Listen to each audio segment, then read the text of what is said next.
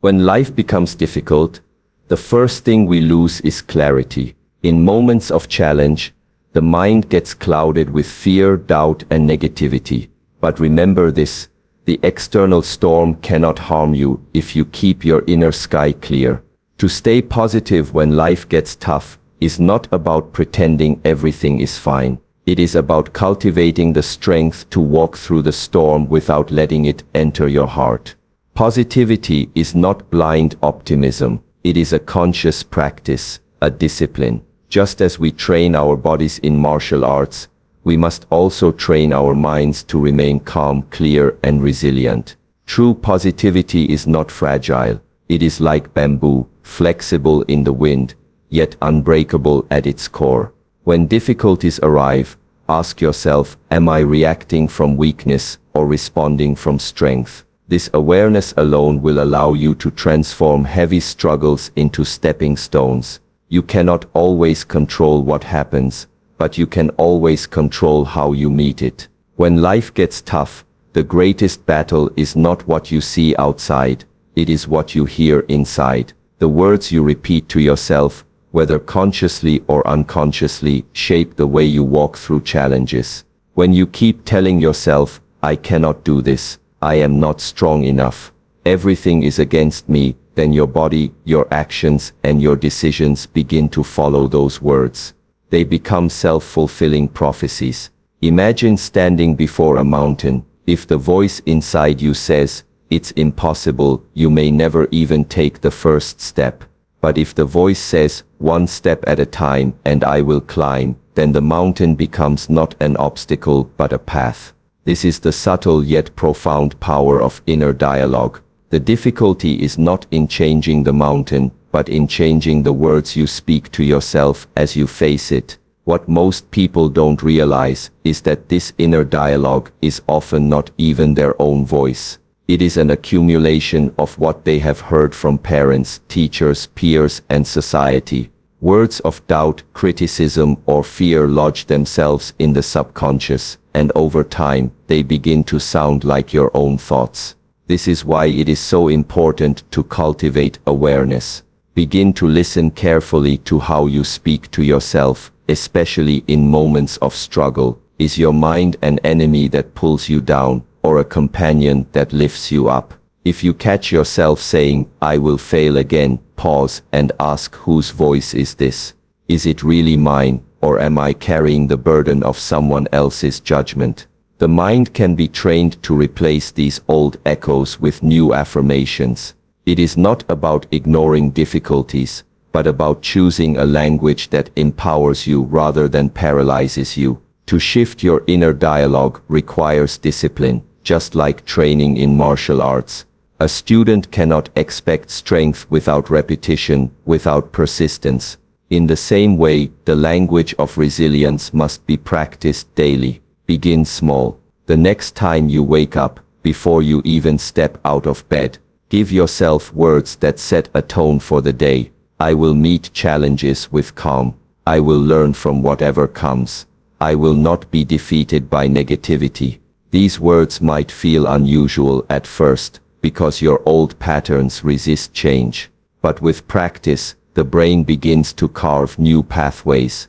The same way muscles grow through repeated movement, positivity grows through repeated thought. Slowly, your automatic responses shift. When difficulty arrives, your first inner words will not be, this is the end, but I have been through storms before, I will weather this one too.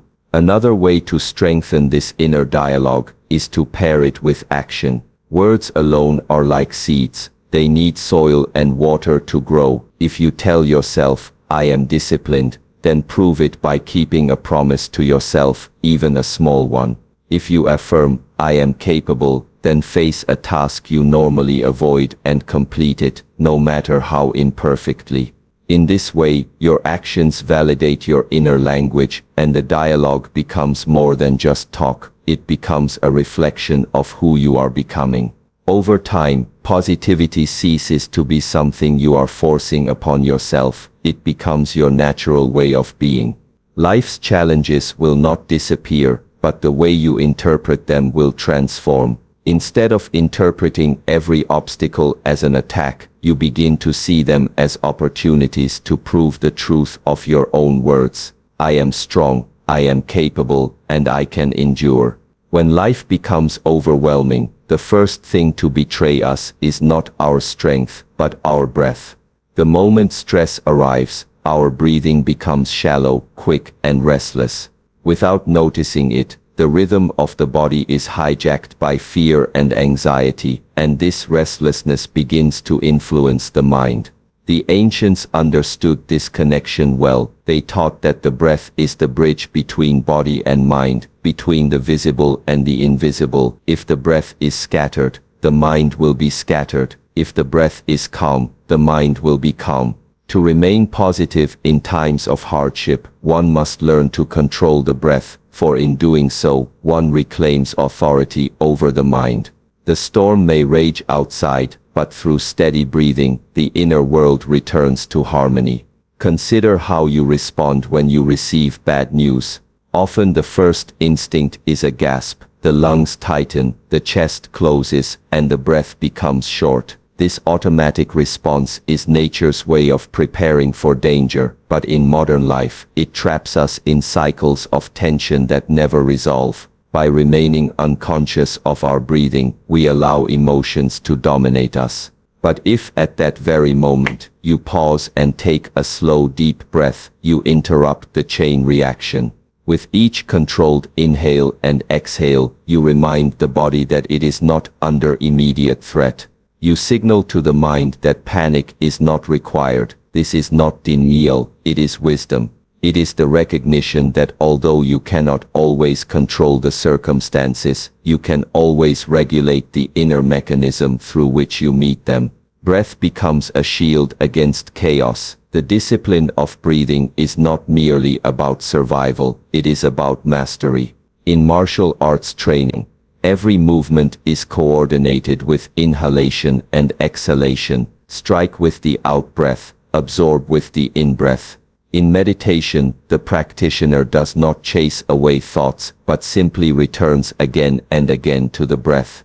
Why? Because the breath is always present. It does not belong to the past, nor to the future. It belongs only to this moment. And in this moment, you are alive. When life gets tough, the mind wants to escape, to run into memories of what has gone wrong or into fantasies of what could go wrong next. But when you bring attention back to breathing, you anchor yourself in the present, and the present is always bearable. Even in the darkest hour, one steady breath can open a doorway to clarity. The practice is simple, but not easy. It demands patience. Begin by noticing your breathing throughout the day. When you are angry, observe the heat rising with each shallow inhale. When you are anxious, observe how the breath rushes without depth, then consciously slow it down. Place your awareness on the belly as it rises and falls. Count each inhale, count each exhale, 5 seconds in, 5 seconds out.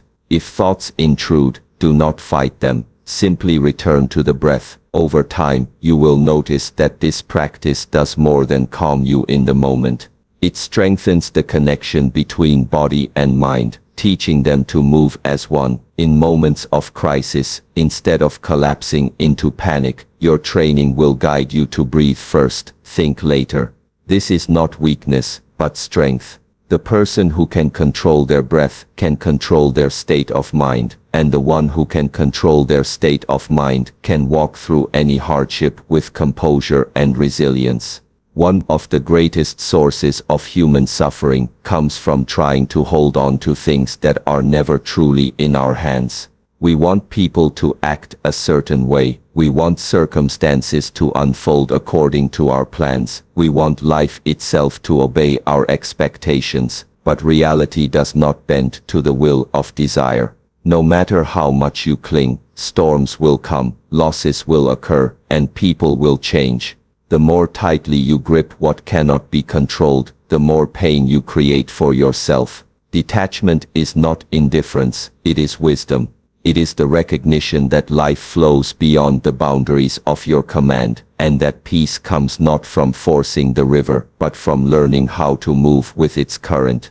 When you let go of what is outside your influence, you discover the hidden strength to focus on what truly lies within your power. Think of a person standing in the middle of a storm, holding on desperately to an umbrella. The wind tears at it, the rain soaks through, and the harder they cling, the more they struggle. In the end, the umbrella breaks, and they are left exhausted and defeated. This is what happens when we cling to external events or to other people's choices. You cannot control the weather, just as you cannot control every outcome of life. But you can choose your response. You can decide whether to remain paralyzed by resistance or to release the umbrella and seek shelter calmly. Detachment does not mean you stop caring. It means you stop wasting energy on what was never yours to control. When you release the need to dominate circumstances, you free yourself from unnecessary suffering and gain the strength to act with clarity where your actions actually matter. In martial arts, this principle is constantly taught. When an opponent attacks, the beginner tries to resist with brute force, pushing back directly. But the skilled practitioner knows that resistance against something stronger only creates more pain. Instead, they redirect the force, using the opponent's energy rather than fighting against it. This is the spirit of detachment. It is not about weakness, but about wisdom. By detaching from the uncontrollable, you conserve your energy for the controllable, your mindset, your actions, your discipline. The opponent may strike, but you remain steady because you are not attached to controlling their movements. You are focused only on what you can master: your balance, your timing, your composure. In life, this same principle applies. You cannot control how others treat you, but you can control how you choose to respond. You cannot control the arrival of difficulties, but you can control whether you meet them with despair or determination. Detachment requires constant practice because the mind is trained to cling. It clings to possessions, to relationships, to opinions, and even to identities. To detach is not to reject these things, but to remind yourself that they are temporary. People come and go, possessions break and fade, opinions shift like the seasons. If you tie your peace to them, your peace will be fragile, always at risk of breaking along with them.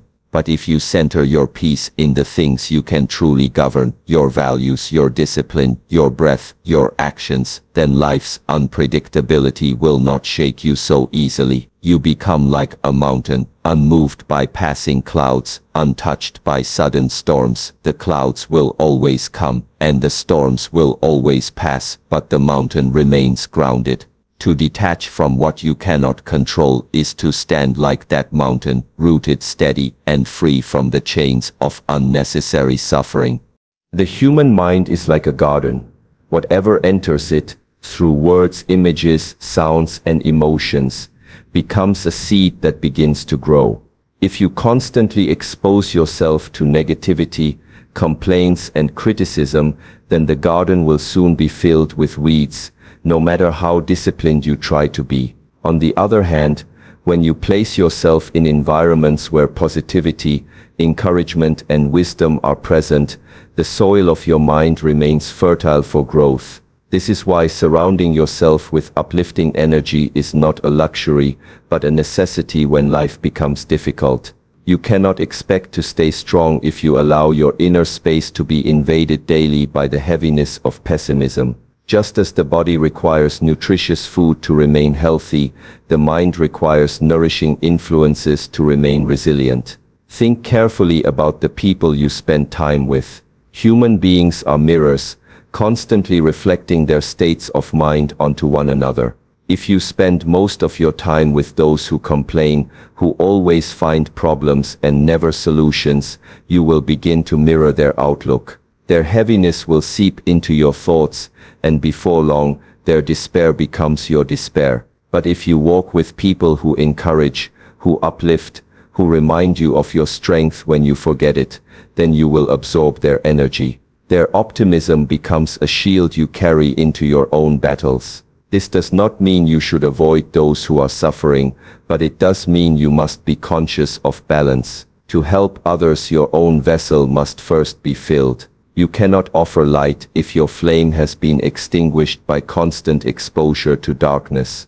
Beyond people, energy also flows from the environments you choose and the information you consume. What you watch, read, and listen to shapes the quality of your thoughts. If your attention is constantly pulled toward chaos, news of fear, stories of violence, voices of anger, you should not be surprised when your own inner dialogue reflects that same unrest. But if you deliberately select uplifting material, books that teach, music that calms, lectures that inspire, you are planting seeds of strength within yourself. Even the spaces where you spend your time carry energy. A cluttered, noisy environment invites agitation. A simple, ordered, and quiet space invites calmness. Just as a martial artist trains in a hall designed for focus, so too must you design your surroundings to support clarity and positivity. Ultimately, surrounding yourself with uplifting energy is an act of responsibility toward your own growth. It is not about depending on others to keep you happy, but about creating conditions where your inner strength can flourish. Energy is contagious, and you always have a choice about which energy you allow to enter your space. This is why wise teachers across traditions remind us, guard your mind as carefully as you guard your body. Do not drink poison and expect health. Do not absorb negativity and expect peace. When you choose uplifting energy, through people, through places, through practices, you are reinforcing your commitment to remain resilient. In difficult times, that surrounding energy becomes the wind beneath your wings, carrying you forward when your own strength feels depleted. It is not weakness to seek support. It is wisdom to recognize that even the strongest trees grow only when rooted in nourishing soil. Pain is an unavoidable part of human life. No matter how much we prepare, no matter how much we try to control circumstances, moments of loss, disappointment, and hardship will always appear. But while pain itself may be inevitable, the meaning we assign to it is always within our hands. For many, pain is treated as an enemy, something to escape, to numb, to deny. Yet, when viewed with clarity, pain can become one of our greatest teachers. It strips away illusions, it reveals our weaknesses, and it challenges us to grow in ways that comfort never could. To transform pain into purpose is to take what could destroy you and allow it instead to build you. The same fire that burns wood into ashes can also forge metal into steel. It depends on how you choose to meet it. Think of the times in your life when you were most deeply challenged. Perhaps you faced rejection, betrayal, or loss. In those moments, it is natural to feel broken, but reflect carefully. Did those experiences not also shape your character? Did they not teach you resilience, patience, or empathy? Pain exposes rawness, and in that rawness lies the opportunity to redefine yourself. A person who has never struggled often lives on the surface of life, but the one who has walked through pain carries a depth that cannot be taught in any book. This is why so many who later inspire others, teachers, leaders, healers, are those who once endured their own heavy burdens. Their wisdom does not come from theories, it comes from scars. To transform pain into purpose is to honor those scars by using them as a source of strength, rather than as a reason to retreat. The process of transformation begins with a shift in perspective. When pain arrives, the usual question is, why me? But this question keeps you trapped in victimhood. Instead, ask, what can this teach me? How can this be used to help me grow? How can this experience allow me to serve others? The moment you change the question, you change the direction of your energy. Pain then ceases to be something meaningless and becomes a resource. For example, Someone who has struggled with loneliness may use that experience to cultivate deep compassion for others who feel unseen. Someone who has endured failure may use it to develop the resilience to guide others past discouragement. In this way, your suffering does not remain a dead weight pulling you down. It becomes fuel for action, a fire that illuminates the path for both yourself and those around you. Transforming pain into purpose is not about glorifying suffering or pretending it is pleasant. It is about refusing to let pain be wasted. If you carry it only as a wound, it will continue to bleed into your thoughts and actions. But if you carry it as a lesson, it will become part of your strength. Just as martial training uses controlled discomfort to develop the body's endurance, so too does life use moments of struggle to develop the endurance of the mind and spirit. Each time you turn pain into purpose, you expand your capacity to handle future challenges with wisdom and calm. You begin to see difficulties not as punishments, but as opportunities to refine who you are. And with every transformation, you add depth to your character, turning your personal hardships into a source of light for others still lost in their own darkness. When life tests you, remember this: storms are not here to break you, but to reveal to you how strong your roots truly are. Every difficulty carries within it an invitation to rise above old patterns, to train your mind just as you would train your body, and to discover the resilience that already lives within you. Staying positive is not about ignoring pain, nor pretending that everything is perfect. It is about learning how to shift your inner dialogue so that your words become a source of strength. It is about controlling the breath so that the mind does not collapse under chaos. It is about letting go of what is not yours to control,